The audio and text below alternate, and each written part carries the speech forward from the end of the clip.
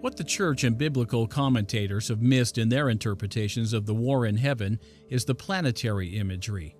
The church is oblivious to what should be obvious. In every citation of the scriptural text about the rebellion in the premortal council, the description is couched in planetary symbolism. The scriptures are describing events in the heavens involving the planets and not events involving human beings.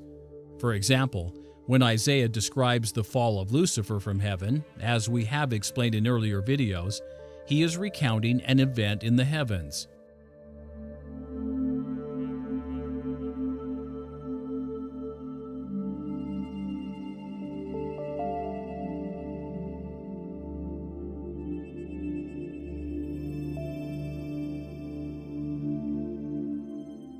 Lucifer is not the human adversary as believed by the church, but the morning star Mars. The mount of the congregation is the axis mundi. The stars are the planets of the polar configuration. The most high is the planet Saturn.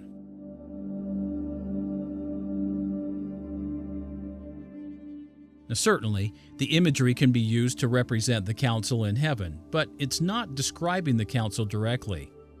When Abraham described the first war in heaven, the entire context of his account was the polar configuration.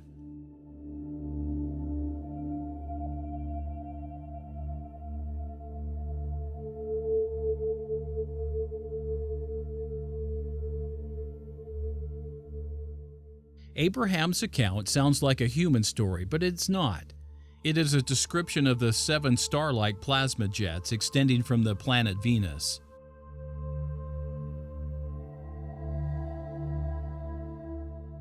Even in our modern revelations describing the events of the council, the Lord has continued the planetary symbolism of the polar configuration. In section 29, the Lord uses the host of heaven, the planets, as those at war. 1/3 of the hosts were thrust down from heaven.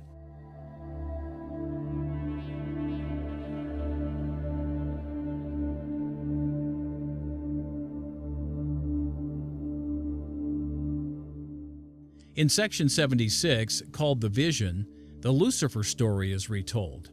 In this rendition, the planets of heaven weep over the fall of the morning star.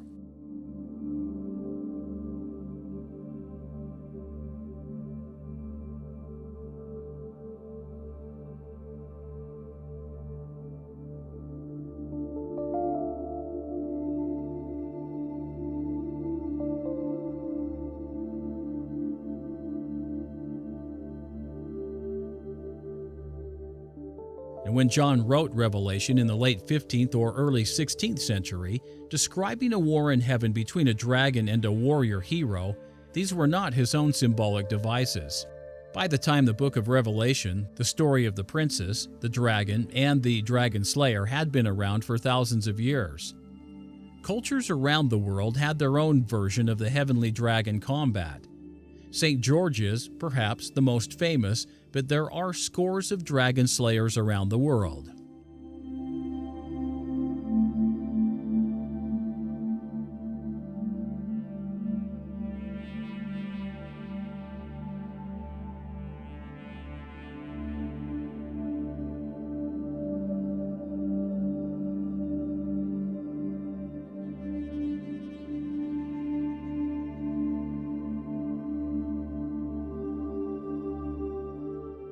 But the dragon slayers were not human beings.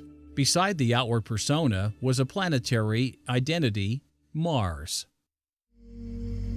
In the myth of St. George, the dragon of darkness attacks the village and carries off the beautiful princess.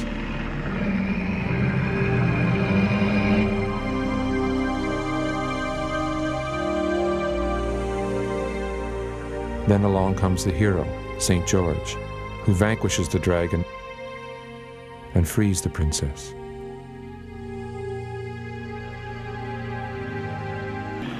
In the St. George story, there is the dragon and there is the princess. Then there is St. George himself. If the princess originally meant the planet Venus, who then was St. George?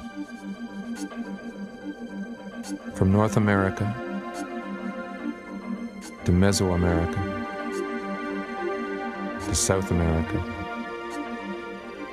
From ancient Mesopotamia to ancient Egypt, we see the warrior hero arising to defeat powers of chaos. The Greek Apollo, Hercules, Perseus, Theseus, or coyote or raven of Native American lore. Most of us have assumed these figures have nothing to do with astronomical bodies.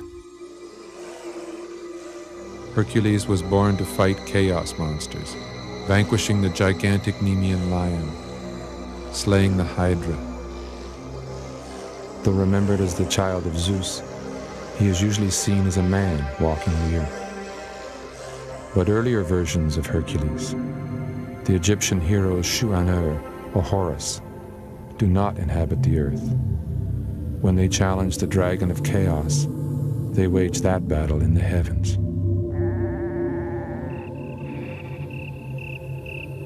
The original Hercules was a celestial power. In fact, Greek and Roman astronomy identified the warrior hero as a planet.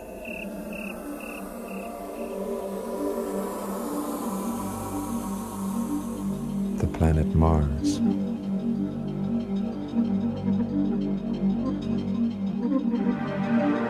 The North American Pawnee remember an ancestral warrior who defeated the powers of darkness in remote times.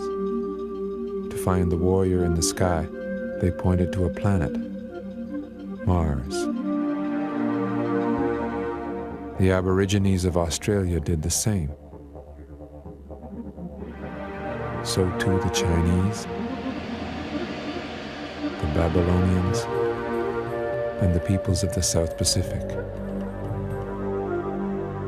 Wherever we find the doomsday theme, we find the chaos monster, the angry or lamenting goddess Venus, but also the warrior hero, the planet Mars.